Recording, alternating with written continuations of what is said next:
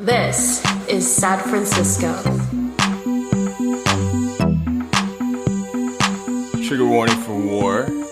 Welcome back to San Francisco, where expressing solidarity with Palestinians during the Israeli genocide can get you blacklisted and doxxed by right-wing forces and liberals alike, who will call you anti-Semitic because you don't like being lied to while the government you live under pays for the IDF to burn the skin of kids with white phosphorus, and then if those kids make it to a hospital, send in Heron drones to blow the place up. If you are on a college campus, the administration will probably side with those forces that doxed you, because many of the administrators at colleges use their positions to increase their own personal wealth, such as Gary May, the chancellor of UC Davis, who in his spare time works as director of the board of Leidos, a defense contractor that designs submarines and border surveillance systems for clients including the NSA and the Israeli military. Solidarity actions are happening almost every day in the Bay, obviously, though the media and the government and administrators at the UCs are trying to ignore, for example, the Bay Bridge blockade, anarchists shutting down a Friends of the IDF gala, and Oakland becoming the second city in the Bay after Richmond to call for a ceasefire. Spoke to the guests I'm about to introduce just as the current ceasefire that Israel has not respected went into effect last week, as we enter day 54 of the current phase of Israel's genocide. I'm so stoked to welcome Loubna Qutami, an Asian American Studies professor at UCLA and co-founder of the Palestinian Youth Movement, as well as the Palestinian Feminist Collective, as well as Dylan Rodriguez, who's a professor of media and cultural studies at UC Riverside and co-founder of the Critical Ethnic Studies Association and Critical Resistance, to talk about the Hasbara campaign, the misinformation campaign by pro-Israel fascists against anyone who expresses solidarity with Palestinians. All right, so stoked to welcome you both to the podcast. First off, I wanted to ask if you could talk about what the situation was, if you remember, where you were when you first recognized that speaking about Israeli apartheid on campus could mean some kind of backlash. Yeah, well, first of all, thank you so much for having us here.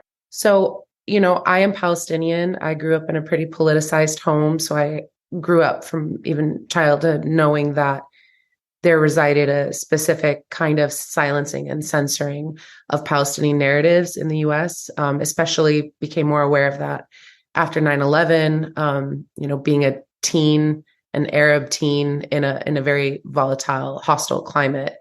So there was already that awareness. But I think the first time that I experienced it and witnessed it firsthand was as an undergraduate student at San Francisco State University. I was a member of GUPS, the General Union of Palestine Students, and we were trying to think about what our first major project would be. This was still before the kind of BDS campaigns took off. And so we came up with this idea of doing a Palestinian cultural mural that would honor Dr. Edward Said. And it had all of these different images in the mural. And so we were working on it actively for, almost a year until finally the president of the university, caving to a lot of external pressure from Zionist organizations, put a moratorium on all murals. And the argument was that the little image that we had in there of Handala, it's a image of a little character, a little boy character drawn by the famous Palestinian cartoonist Najil Ali. It's supposed to symbolize the Palestinian refugee right of return. The little character, it's a boy with his back turned to the world. And so for us, it was really important to be on the mural because everything else in the mural kind of symbolized Palestine, the land in either occupied West Bank or Jerusalem. But we also have millions of Palestinian refugees who are denied the right to return home. So Handala was that image for us about remembering our historic homeland, not surrendering our right of return as refugees or the descendants of Palestinian refugees driven out of Palestine in 1948. And so the president kind of made a public statement that said that the image represented a culture of violence. And we ended up doing a lot of organizing for about 3 years, a lot of base building, a lot of cross-movement building with our allies, our Indigenous and Black and student of color allies on campus. And we eventually got the mural up on the SF State campus in the Cesar Chavez Student Center in 2007. But there, even today, it's like the first and only Palestinian mural on any public institution in this country. But while we pass by it, like those of us who were involved are painfully aware of the fact that Handel is not on the mural. There was like a lot of Zionist organizations, campus organizations that were just waging a huge campaign on the SFSU administration to ban the mural. That wasn't surprising because right before I had gone to SF State, like SF State was already a place where there was a lot of Zionist repression and Palestinian students were suspended and Palestinian students had been investigated and GUPS had been shut down for 6 months. So this is a very long history of a very vibrant history of GUPS organizing at SF State and a really long history of Zionist repression that continues until today. And I know you mentioned you spoke with Rabab, so you have an idea of how it is continued till today. But I think that for me was the first major understanding of how well organized and coordinated the repression campaigns can be. And there was a period of time that it was really escalating, which was when I actually wasn't at San Francisco State. I had gone away to study for a while in Palestine at Birzeit University. And so actually being on the ground in Palestine, literally watching the very material conditions of occupation and colonization, and then speaking with my friends in San Francisco and hearing that a cartoon image was being referred to as like a signifier of anti-Semitism and wanting to drive an entire people into the sea. It was just so preposterous. It was the first time that I made like logical sense of how illogical and nonsensical Zionist arguments are. So even though I had been aware of the repression campaigns for a long time before, I think that was the first time I started to understand the way it was organized through power and abuse and weaponization of power. Yeah, Dylan, how about you? Yeah, my encounter with what I came to learn was Zionism came in my undergraduate years when I went to a number of different events that featured kind of historic Black radical and revolutionary figures. Most principally, the one that stands out the most in my mind was when Kwame Ture, the former Stokely Carmichael, visited campus. And Kwame Ture, brilliant guy, but just his analysis of Israeli occupation was just one part of what he talked about during a long discourse with a group of us that were in attendance. And I remember I was unsettled by what we would now call the trolling of literally two people in this giant crowd of mostly Black attendees and then a few non-Black people of color that were there. There were these two white Zionists, like about my age, probably 19, 20 years old, who felt like they fucking owned the auditorium, number one. Like they felt an ownership that they could speak up and just interrupt Kwame Ture of all people. We were all like, shut the fuck up, right? Like you're in the presence of Kwame Ture, shut the fuck up. But the sense of ownership and entitlement that this one 19-year-old Zionist had to just interrupt him, to challenge him, to like repeat back stuff he said and actually misquote him. And we were all like, the whole audience was correcting this kid as he was misquoting Kwame Ture to make him sound as if he was saying something anti-Semitic. And the thing I learned from that though was that as much as, your question's talking about the backlash, Kwame Ture was not having any of it. Presente, rest his soul. Like he wasn't having any of it. He didn't care if this kid was 50 years younger than him. As soon as this kid launched into his bullshit, Kwame Ture interrupted him and said, you can say that crap to these people here. They might believe you, but I'm not going to believe you. I'm not going to let you get away with that. Then he went into this like laundry list, point by point rebuttal of what this young Zionist was saying, which I was just seeing and hearing this for the first time, but I could tell that this student it was almost like he was reading from some kind of prescriptive book. right? Like there was no content to what he said. It was a kind of a repetition of an ideological position. So Kwame Ture, I remember, interrupted him, corrected him, put him in his place. And I was like, wow, but the kid kept going, right? Like kid kept going. And the folks that were running the event, this is Cornell University, Ithaca, New York, right? There's like, it's a center of gravity for Zionists, that campus. It really is. And so, this, I think that this student, my peer, my classmate who's a Zionist, like, I think he had a real sense of institutional entitlement. It wasn't just personal. So I don't mean to say that. I don't want to be mistaken. When I say he had a sense of entitlement, ownership, it wasn't just an idiosyncratic personal thing. I think the institution bred that in people that inhabited his position. And then I'll say as well that during this time is where I first encountered other forms of backlash for talking about Israeli occupation and apartheid, even without using those terms, right? Just anything kind of challenging Israeli state violence in any kind of way against Palestinians, or even asking questions about it, right? Just questions out of genuine curiosity, just the weaponization of the accusation of anti-Semitism. I mean, at the time, I remember I had just finished reading Malcolm X's autobiography for the first time, right? And Malcolm X famously has these sections in the autobiography where he writes about how liberal Zionists will basically repress certain strains of Black radical thought and organizing by way of making accusations about anti-Semitism. And I remember seeing that play out in real time all around me as I was reading, Malcolm X's autobiography. And the last thing I'll say too about the backlash, the way the form the backlash takes is lots of fucking liberal tears. Like the liberal Zionists cried so much all the time, anytime shit would come up. And so the way that they would police the use of the words genocide and the word Holocaust, they would police it with their tears. And I have to admit, at the time, as a young person, I had no idea how to deal with that. It completely befuddled me. But I do want to put those things out there as part of the backlash, that those are the forms of backlash that sometimes even more effective, than like the militant, kind of crushing and repressive backlash, is that kind of manipulative stuff. On that topic, I mean, one of the questions that I had for both of you, and maybe you could start, Loubna, I wanted to ask about, we've seen a lot of the clear and sort of measurable forms of censorship that we can point to, like professors getting put on leave or students getting put on blacklists for future jobs. But what are some of the more subtle ways that censorship plays out on campuses, sort of like the chilling effects that the censorship can have? Yeah, man. Okay. So I think that these repression campaigns are actually a lot more insidious than they appear at like surface level.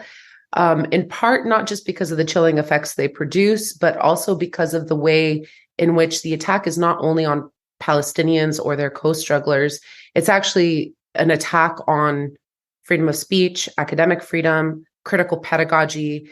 We've seen in the last, several years, the attack on ethnic studies be driven primarily not just by white supremacists and those that are fighting critical race theory, but also by Zionists, because they understand that ethnic studies as a field, radical critical ethnic studies as a field that is anti-colonial, that it does pay an homage and a fidelity to the original anti-imperialist, anti-racist, anti-capitalist ethos from which it emerged in 1968, is a place in which Palestine isn't going to be talked about in the way that Zionists find acceptable.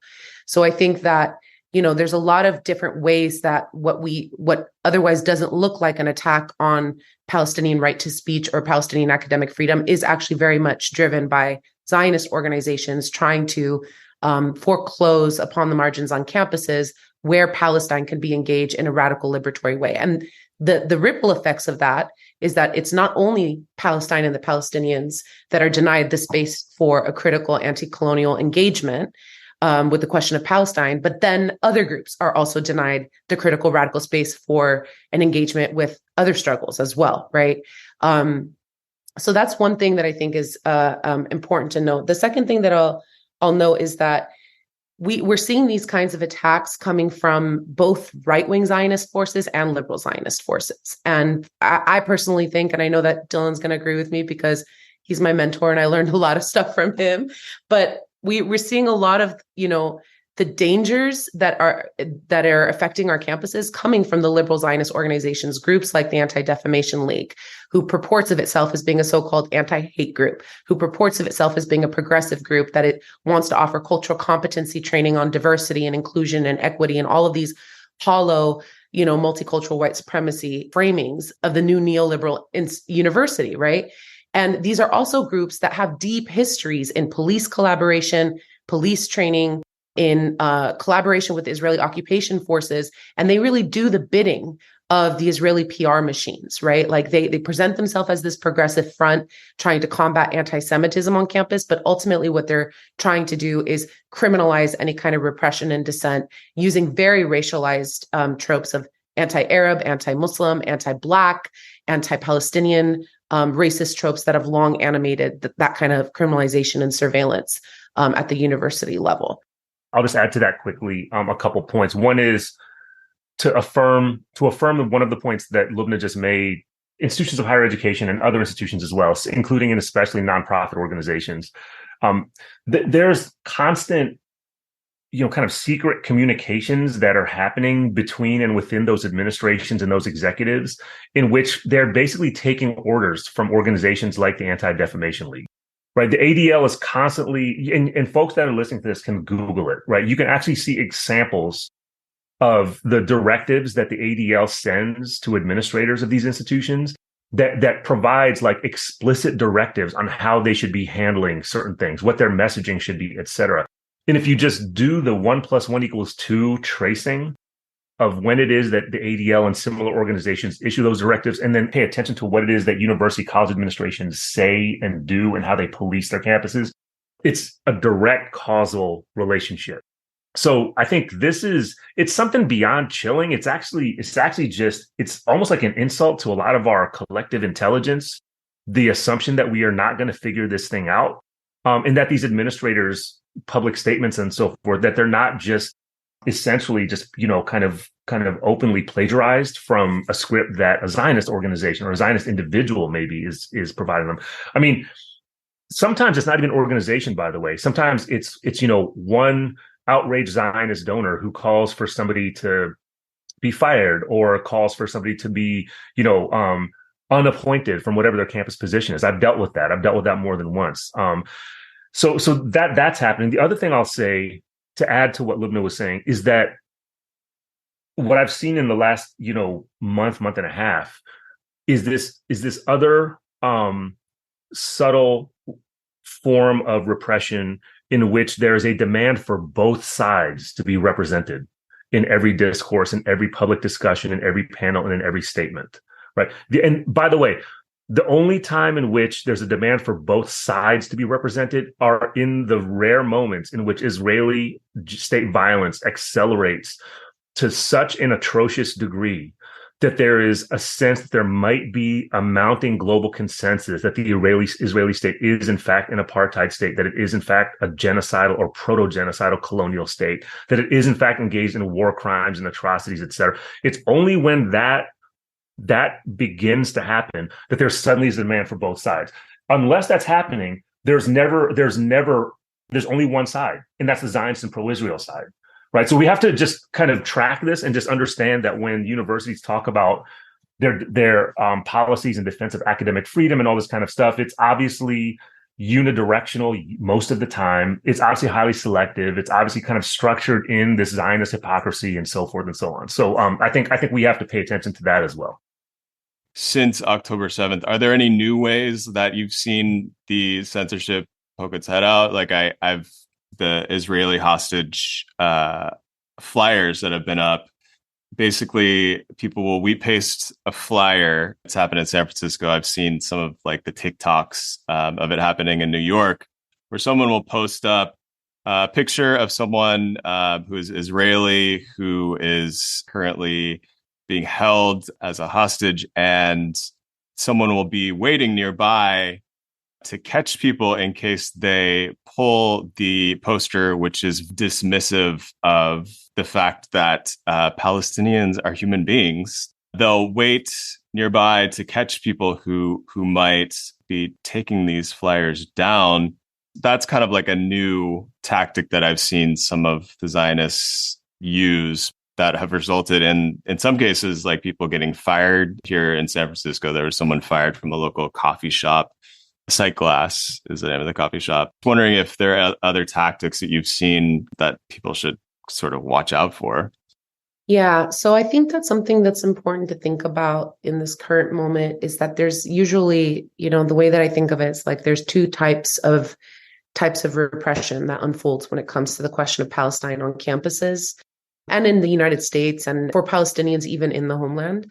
One is the settler colonial logic of elimination, erasing, right? Just absolute erasing. No Palestinian studies hires, no departments, no books. No, you can't talk about that. If you talk about that, like we are going to rescind it or revoke it or redact it, or, it's a persistent kind of censorship, like in silencing, right? And erasing of Palestinian narratives. And then the second approach, which falls more into the carceral logic of Zionism, is like the discipline and punish. It's like make an example out of them, tear them to pieces, criminalize them, suspend them from universities, expel them, follow criminal procedures against them, such as was the case with the Irvine 11, like over a decade ago, right? Kicking the bucket from a campus-based issue to a criminal justice space, right? So I think that what we're seeing in the last month kind of parallels both of those. Like on the one hand, we're seeing universities completely be silent about anything happening in Gaza, not mentioning the word genocide, not mentioning the word ceasefire, not even mentioning the word Palestine or Palestinians, right? A complete erasure as if Palestinians don't exist on their campuses, as if they don't exist on their campuses making noise, doing actions every day. And on the other hand, we're seeing all of this kind of doxing, harassment, threats of violence, actual cases of violence, attacks on students, threats of sexual assault. The people that, you're talking about, not just in California, but across the country, people who have been taking down these posters are having their, faces videotaped and photographed, and they're using AI software to identify who they are, where they work, get them fired from their jobs.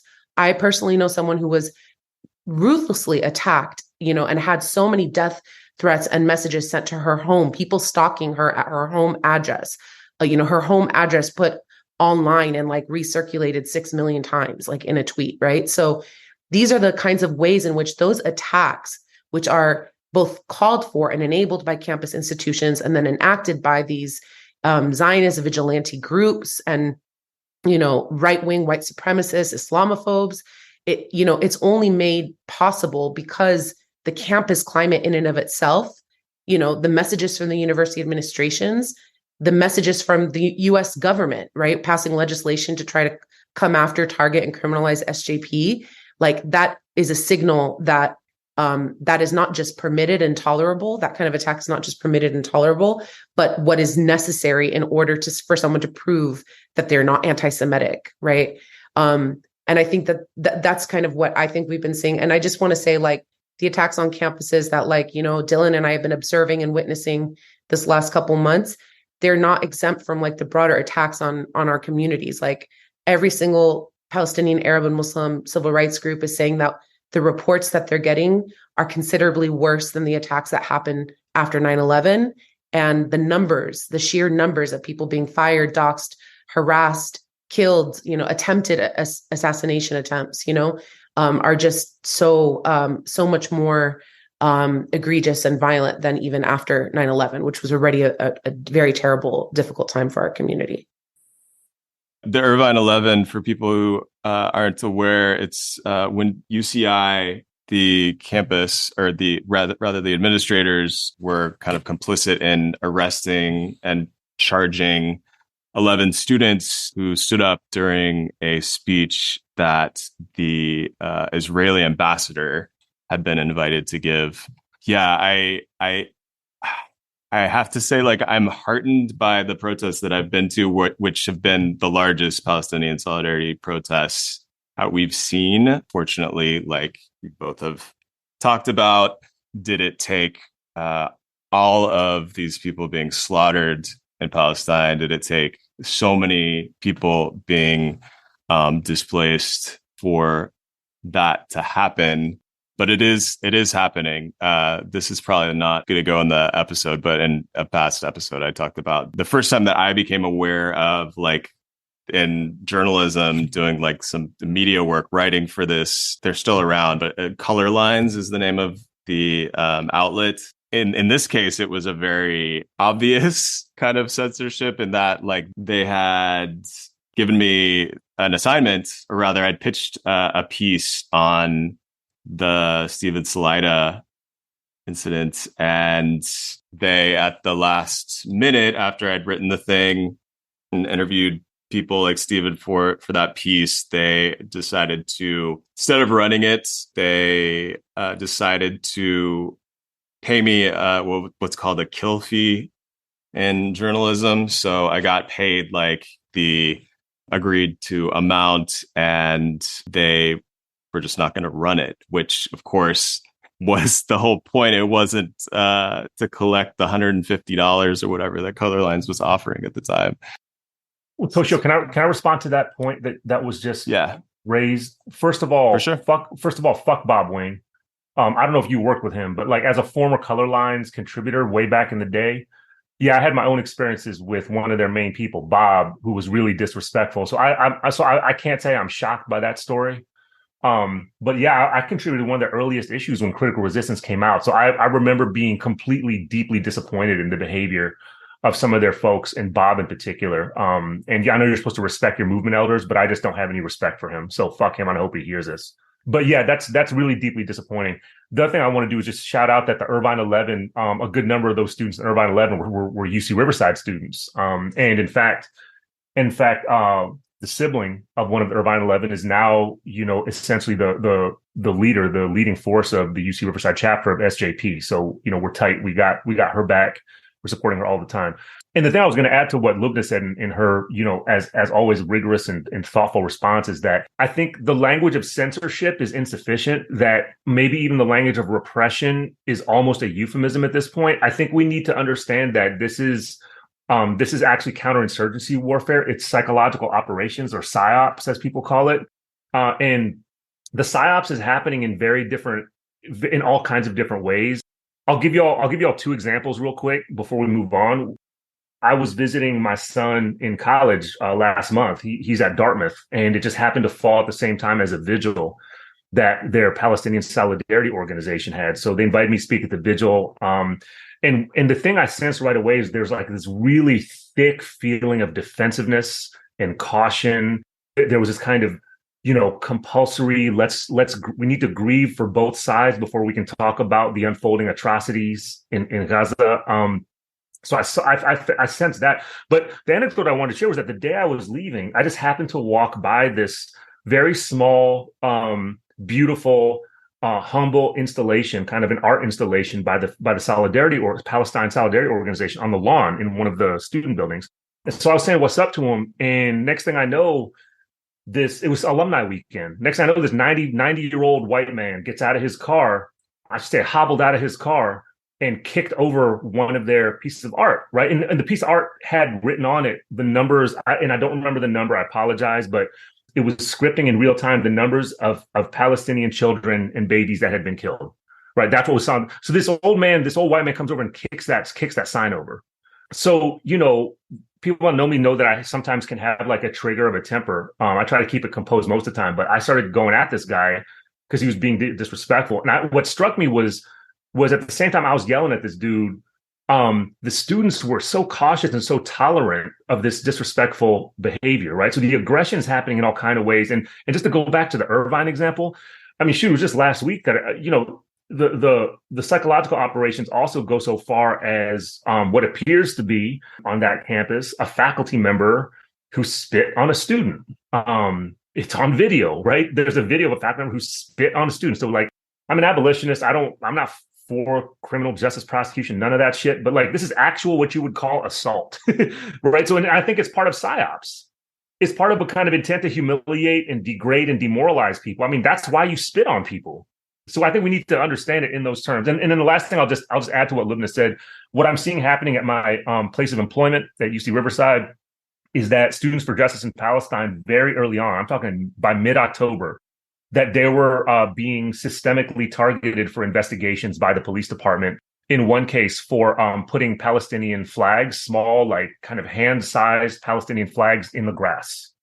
they were being investigated for an alleged hate crime for doing that. And I think that's not incidental. That's not exceptional. I think that's happening all over the place. So like the use of just the investigatory processes on campuses, whether it's the police or whether it's student affairs or something similar, like that's what is kind of being mobilized to harass the hell out of people. Yeah, absolutely. The sort of administrative violence we've had, Dean Spade, who wrote a book on this idea of bureaucracy being a form of violence that is hard to shake. Did y'all hear about like the anthrax at critical or ethnic studies at Berkeley? There is not a news story about it. And it's, obviously Berkeley has put out statements from the chancellor's office.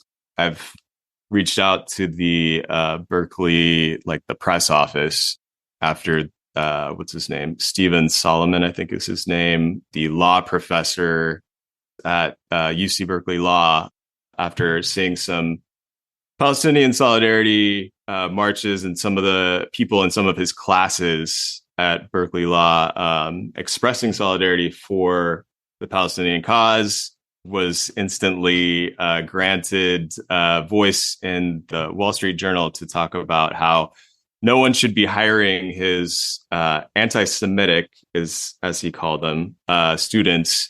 Again, these were people who were just expressing solidarity with Palestinians, not anti-Semitic sentiments.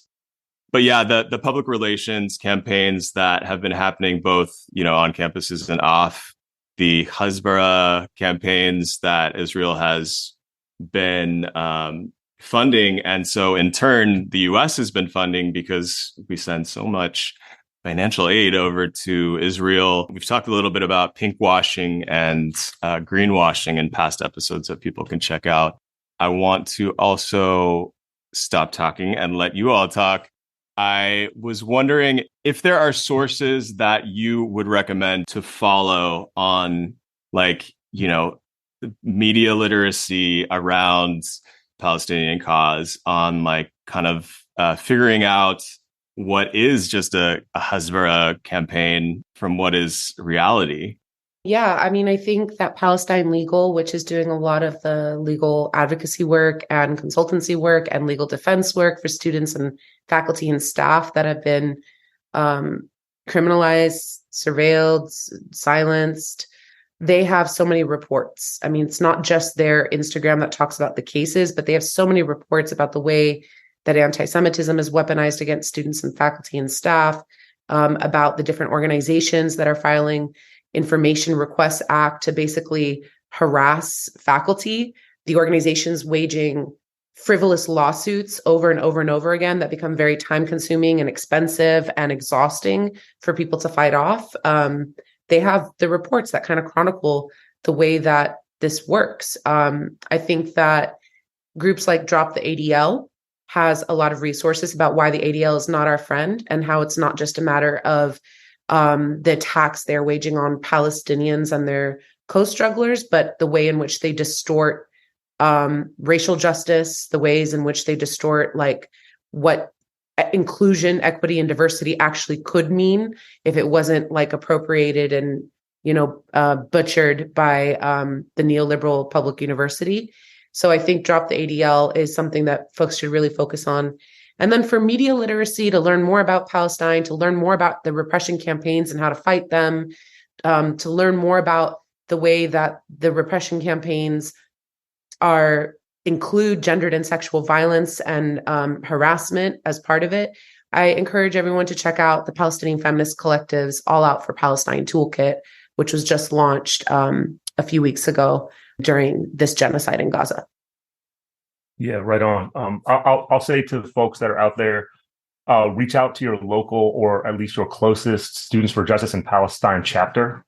Some of them have been around for a while. Some of them are popping up or intensifying now. I think almost every SJP chapter that I know of has a study list and organizing agenda that people sometimes is welcome. It kind of welcomes solidarity work from other people and so forth. So I think SJP chapters also need your support, especially if you are not part of a university campus. I think having outside support for SJP students and people who are doing to Palestinian solidarity stuff in general is crucial right now. I think this is the time for folks who are invested in solidarity to essentially function as human shields for people that are targets of getting picked off on these campuses. And I'm specifically thinking about Palestinian students, faculty, and staff, but especially SJP folks, folks that are explicitly doing solidarity work. Loubna's probably too humble to say this, but I'm guided all the time by Palestinian Youth Movement, which Loubna had a primary hand in creating and founding, and Palestinian Feminist Collective. So those two organizations produce all kinds of knowledge, all kinds of events and teach-ins and political education circles and so forth that I think can help inform people and shape them on a day-to-day level, but also in the sense of kind of building your foundation of historical understanding as well. The thing I'll say about this question, Toshio, is that what I think is crucial for folks to understand is that the genocidal, proto-genocidal occupation, colonization, conquest, violence against Palestinians did not start in October 2023. It's really important that folks understand that. Yeah, I mean, thank you both for all of this. It's amazing how hard they are coming for the people who are running things like SJP. I like to think that it kind of shows the power that the Zionists see in the organizing and the truth-telling that is happening on college campuses in spite of the backlash. One last question before I let you both go. I was wondering if you could talk about like administrations on college campuses across US. What are some of the ways that they typically justify the censorship around Palestinian solidarity? I'll jump in quick, Loubna, so you can I want you to have the last word. Three ways that the university administrations and those who carry their proverbial water justify repression and censorship and psyops around Palestinian solidarity. Anti-hate mandates, the language of anti-hate. And by the way, this is not merely anti-hate that is grounded in the Anti-Defamation League and IHRA definitions of anti-Semitism, which are essentially counterinsurgency definitions. They're intended to crowd out any discussion that is remotely critical of Israel or Zionism, or that uses the word Palestine and Palestinian, right? So it's not limited to that. It's also about the alliances, the kind of liberal de facto Zionist alliances that anti-hate mandates create. So I'm especially interested in how the rise of the Stop Asian Hate movement is in almost every way a default Zionist campaign. It is by default. In fact, it's structurally that in many cases. If you look at something as massive as the arguably the most quickly profitable or the most quickly kind of capital accumulating anti-hate organization probably in the history of the world, which is the Asian American Foundation. They got $1 billion of pledges within a few months of their founding in 2021. They are in part a creation of one of the top executives of the Anti-Defamation League. Right. So folks need to understand these institutional connections and to realize that when we point out the Zionist, pro-Israel, anti-Palestinian, I would argue genocidal colonial solidarities that are constructed around anti-hate, it's not a fucking accident. It's not just ideological affinity.